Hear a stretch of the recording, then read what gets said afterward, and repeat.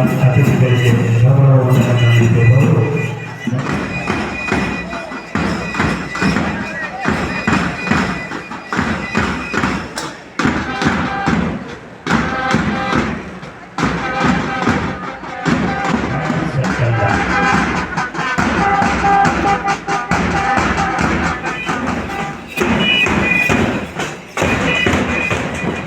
ಅತ್ಯಂತ ಅಮೋಘವಾಗಿ ಈ ಪಥಸಂಚಲನವನ್ನ ಎಲ್ಲ ಕಾಲೇಜಿನ ಎಲ್ಲ ವಿದ್ಯಾರ್ಥಿಗಳು ಹಾಗೂ ಕ್ರೀಡಾಪಟುಗಳು ನಡೆಸಿಕೊಟ್ಟರು. ಹಾಗೆಲ್ಲ ಯಶಸ್ಸಿನ ಮೂಲ ಇವತ್ತಿನ ಈ ಕ್ರೀಡಾಕೂಟದ ಯಶಸ್ಸಿಗಾಗಿ ಜಗಜ್ಜಾಲ ಪಾಲನ ಸ್ಮರಣೆಗಾಗಿ ವೇಣ ಮತ್ತು ತಂಡ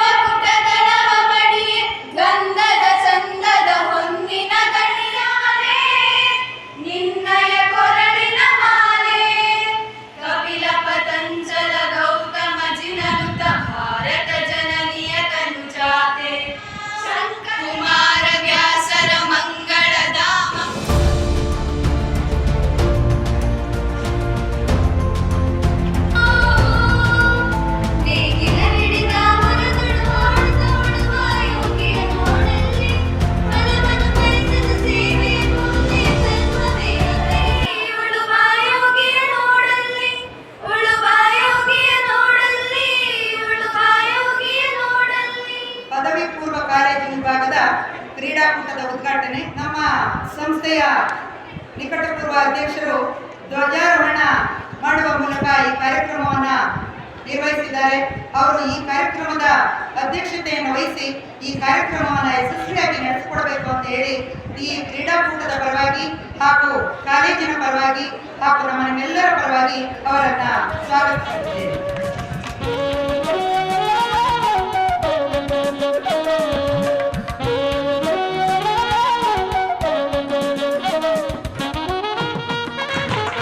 ಹಾಗೆ ಈ ಕಾರ್ಯಕ್ರಮಕ್ಕೆ ಸಾಕ್ಷಿಯಾದಂಥ ಎಲ್ಲ ಸಾರ್ವಜನಿಕರನ್ನ ಹಾಗೂ ನಮ್ಮ ಕಾಲೇಜಿನ ಹಳೆಯ ವಿದ್ಯಾರ್ಥಿಗಳು ಹಾಗೂ ಕ್ರೀಡಾಭಿಮಾನಿಗಳನ್ನು ಕೂಡ ಈ ಮೂಲಕ ಸ್ವಾಗತಿಸುತ್ತಾ 24-25ನೇ ಸಾಲಿನಲ್ಲಿ ನಡೆಯುವಂತಹ ಈ ಕ್ರೀಡಾಕೂಟ ನರಸಿಂಹರಾಜಪುರ ತಾಲೂಕಿನ 7 ಪದವಿ ಪೂರ್ವ ಕಾಲೇಜಿನ ವಿದ್ಯಾರ್ಥಿಗಳು ಈ ಕ್ರೀಡಾಕೂಟದಲ್ಲಿ ಭಾಗವಹಿಸುವಂತದ್ದು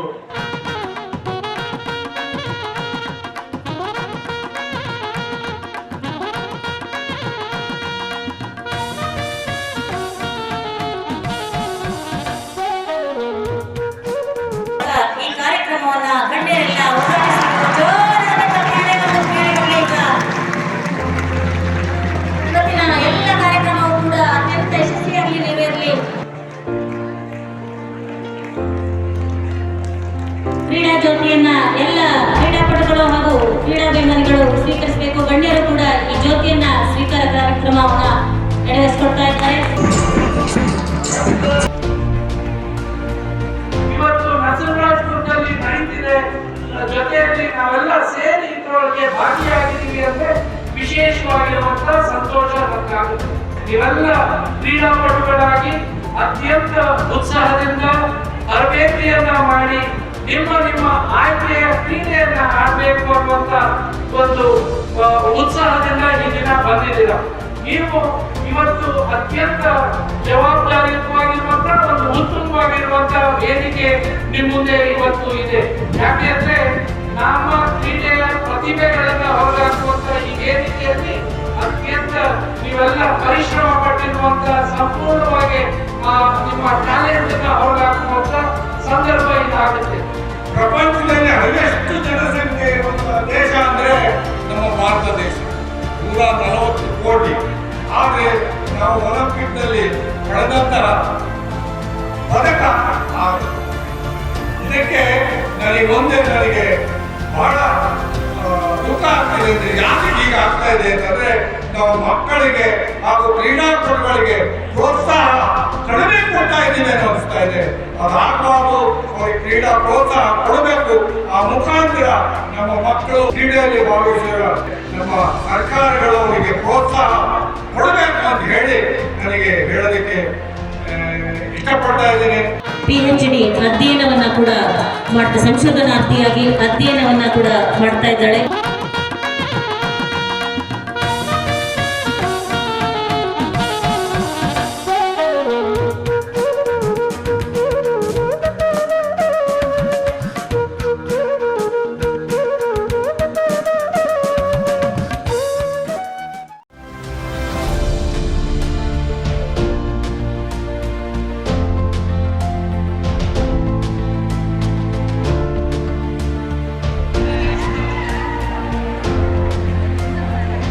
ಬಾಲಕರ ವಿಭಾಗದ 1500 ಮೀಟರ್ದ ಓಟದ ಸ್ಪರ್ಧೆ ನಡೀತಾ ಇದೆ. ಅತ್ಯಂತ ಹುರುಪಿನಿಂದ ಕ್ರೀಡಾಪಟುಗಳು ಮುನ್ನುಗ್ತಾ ಇದ್ದಾರೆ. ಈ ಜೋಶ್ ಕೊನೆಯವರೆಗೂ ಹೀಗೆ ಇರಲಿ ಅಂತ ಹೇಳ್ತಾ ಇದ್ದೇನೆ.